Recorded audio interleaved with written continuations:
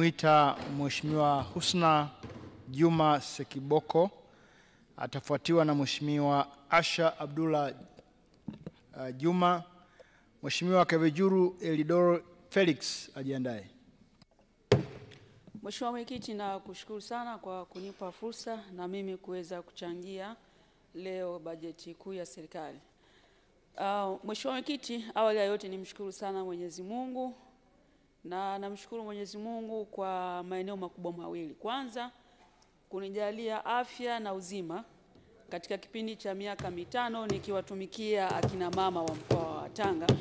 Lakini pili, kuijalia serikali inayoongozwa na Dr. Samia Suluhu Hassan mafanikio makubwa ndani ya miaka 5, jambo ambalo kwa kweli linatupa ufahari na tunakwenda kwenye uchaguzi tukiwa na amani na tukitembea kifua mbele. Mheshimiwa Mwenyekiti, nitumie fursa hii kwanza kumshukuru na kumpongeza sana Dr. Samia Suluhu Hassan kwa mambo makubwa aliyoyafanya katika mkoa wa Tanga.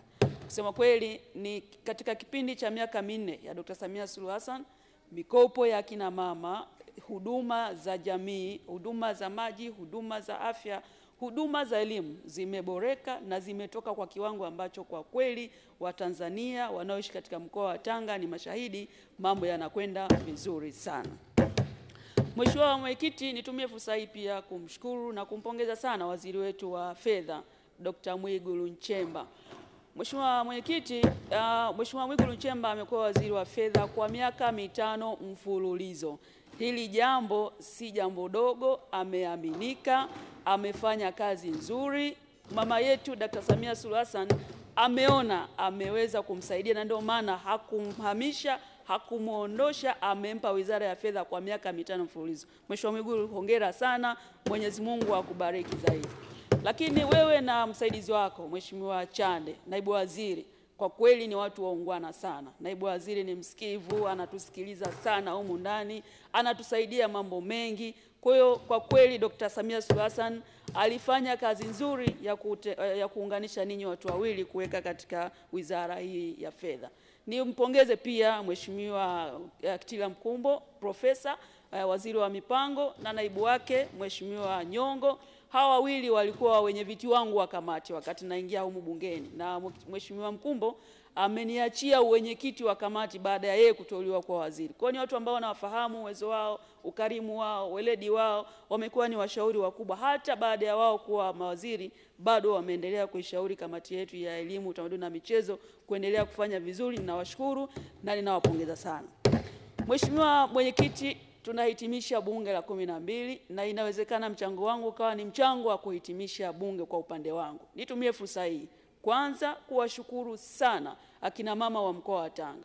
Walifanya maamuzi sahihi kunileta mimi ndani ya bunge la Jamhuri ya Muungano wa Tanzania, lakini pia wamefanya kazi nzuri kwa ushirikiano na mimi kutekeleza mambo mbalimbali katika mkoa wetu. Tumeshirikiana nao, tumefanya mambo mengi, tumefanya shughuli nyingi.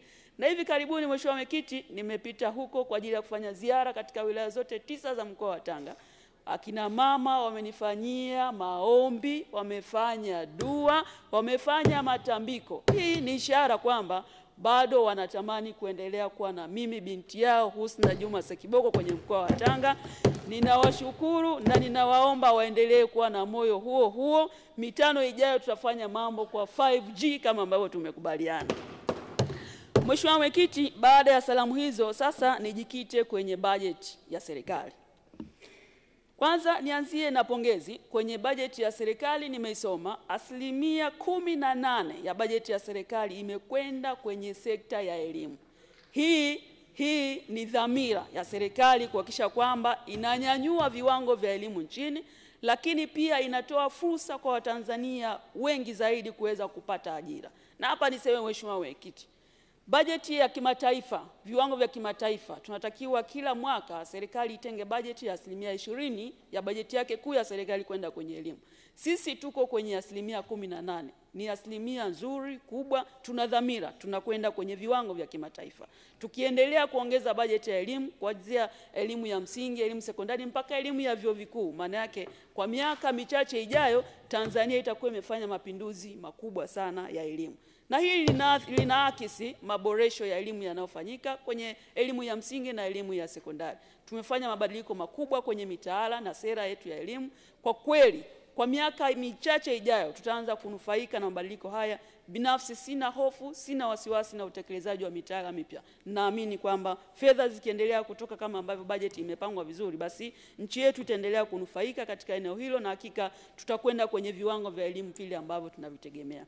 Eneo langu dogo, Mheshimiwa Mwenyekiti, ambalo leo nilitamani kulitolea ushauri ni elimu ya juu, elimu ya vyuo vikuu. Mheshimiwa Mwenyekiti, tumejenga vyuo vingi Tanzania, tumejenga vyuo vizuri vya binafsi na vya umma. Lakini tuna changamoto kubwa kwenye vyuo vyetu. Changamoto yenyewe ni kuhusiana na mitaala yetu ya elimu ya juu. Bado tunazalisha wanafunzi vyuo vingi kwa kutamani kupata ada, kwa maana ya kutafuta fedha, kufanya biashara. Lakini bado hatujajikita katika kuzalisha wanafunzi au wahitimu kulingana na uhitaji wa changamoto zilizoko kwenye jamii. Mheshimiwa Mwenyekiti, nataka niseme, ili tuende na elimu ambayo inakwenda kunufaisha umma wa Tanzania, ili kupunguza hombo hili la watoto wengi kuhitimu vyuo vikuu na kukosa ajira, ni lazima vyuo vyetu vya public na private viamue kulichukua swala la ajira kuwa ni jukumu la vyuo. Ni jukumu la kuhakikisha kwamba kila chuo kinapozalisha watoto kinahakikisha kimewaandalia soko, kimewakonekti, kimewaunganisha na vyuo, na viwanda na taasisi na masoko ya ajira. Hili litatusaidia kupunguza ombwe kubwa la kukosa ajira nchini. Mheshimiwa Mwenyekiti, nimetembelea nchi kama Morocco. Morocco, wanafunzi wao wanaozalishwa kwenye vyuo, kila chuo kimekuwa taxed. Asilimia 60 ya watoto wanaohitimu kwenye chuo hiko lazima waunganishwe na masoko ya ajira moja kwa moja. Na wao wametoka nje ya boksi, wanaunganisha na masoko Ujerumani, wanaunganisha na masoko Uingereza, wanaunganisha na masoko Ufaransa. Mwanafunzi kabla hajahitimu shahada yake, tayari ameshaunganishwa wapi anakwenda kufanya kazi.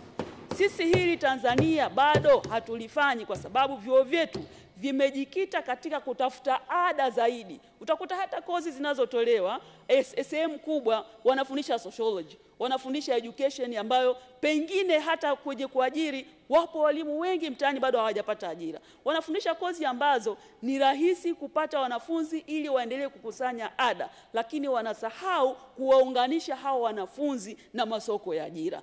Rai yangu, Mheshimiwa Mwenyekiti, mitaala yetu ya vyuo vikuu inavyoandaliwa, taasisi zinazoajiri zishirikishwe ili ziweze kutoa qualities, vile vitu ambavyo wanavihitaji kwa mhitimu, ili mhitimu anapomaliza masomo awe moja kwa moja anakwenda kwenye eneo ambalo anategemewa kuajiriwa. Lakini vile vile wakati wa ufundishaji, wakati wa utoaji wa kozi hizo, ni vizuri kuwashirikisha waajiri wahitimu wetu wakiunganishwa moja kwa moja wakati wa masomo na baada ya masomo na masoko ya ajira. Maana yake tutakuwa tumepunguza ombo hili kwa kiasi kikubwa la ukosefu wa ajira nchini. Mheshimiwa Mwenyekiti, elimu yetu lazima iwe ya kimataifa. Lazima tu internationalize elimu yetu. Tukiweka elimu ya kimataifa, maana yake hatutapambania tu nafasi za ajira zilizoko nchini, tutaendelea kunufaika na nafasi za ajira ambazo ziko nje ya mipaka yetu. Mheshimiwa Mwenyekiti, leo tumeona VETA wanaanza kuzalisha wachimbaji wa madini, wanakwenda nje ya nchi. Sasa tukienda kwenye vyuo vyote vya ndani, vya private na vya public, vya umma na vya binafsi, wakazalisha watoto kwa njia hiyo, maana yake Mheshimiwa Mwenyekiti, mwisho wa siku baada ya miaka kadhaa pengine nchi yetu sasa tutakuwa tunaimba wimbo tofauti wa ukosefu wa ajira. Leo ukienda kwenye simu za waheshimiwa wabunge hapa, kila mzazi analalamika mtoto wake aajiriwe.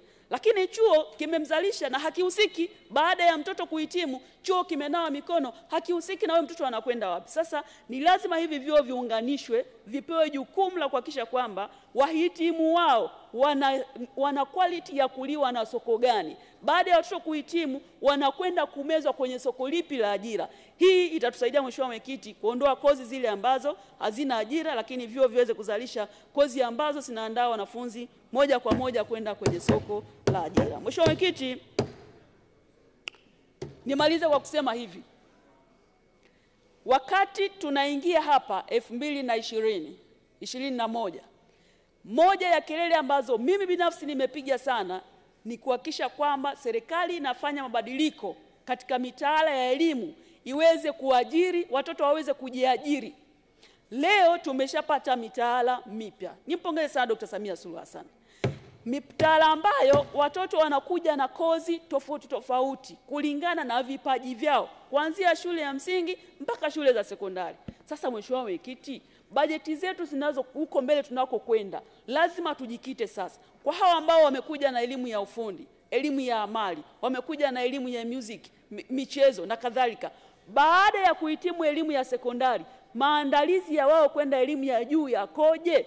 Ni vyuo vyetu hivi sasa vianze kujibadilisha mapema kabla hatujatengeneza huo msongamano wa wanafunzi ambao wamehitimu wakakosa nafasi ya kwenda kupata nafasi ya kusoma kwenye elimu ya juu. Mheshimiwa Mwenyekiti, baada ya kusema haya, nikushukuru sana wewe binafsi, niushukuru uongozi wa Bunge, nimshukuru Dr. Samia Suluhu Hassan na Mheshimiwa Rais, Makamu wa Rais Dr. Mpango, Mheshimiwa Waziri Mkuu, Naibu Waziri Mkuu na serikali, mawaziri wote kwa ushirikiano ambao tumepata katika bunge hili kwa miaka 5, na tunaomba Mwenyezi Mungu kwa kweli Mungu atusaidie turejee tuendelee kufanya kazi hii, kazi ya wananchi, kazi ya Tanzania, kazi ya kuhakikisha kwamba nchi yetu inaendelea kuwa nchi njema yenye kuwa taifa lenye ustawi. Mheshimiwa Mwenyekiti, nakushukuru sana, namshukuru sana Dr. Tulia Ackson na uongozi wote wa bunge. Mwenyezi Mungu awabariki sana, asanteni sana. Asante sana Mheshimiwa Husna Juma Sekiboko.